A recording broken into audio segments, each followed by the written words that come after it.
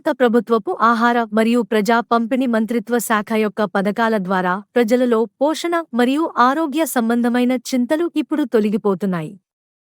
ప్రధానమంత్రి గరీబ్ కళ్యాణ్ అన్న యోజన మరియు ఇతర సంక్షేమ పథకాల ద్వారా అందుతున్న ఫోర్టిఫైడ్ బియ్యం ద్వారా లబ్ధిదారులకు తగినంత పోషణ లభిస్తుంది.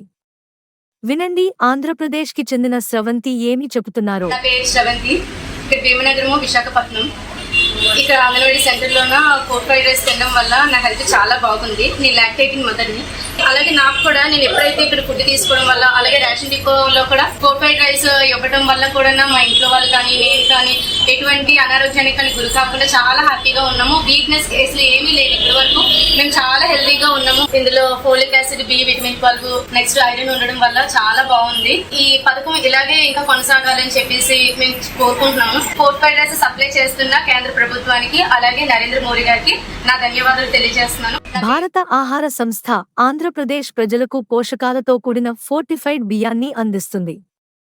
ఈ పోషక ఫోర్టిఫైడ్ బియ్యం సమగ్ర శిశు అభివృద్ధి పథకం ఐసిడిఎస్, పీఎం పోషణ్ మధ్యాహ్న భోజన పథకం మరియు ప్రధానమంత్రి గరీబ్ కళ్యాణ్ అన్న యోజన వంటి కేంద్ర ప్రభుత్వపు పథకాల ద్వారా లబ్ధిదారులకు అందుతుంది.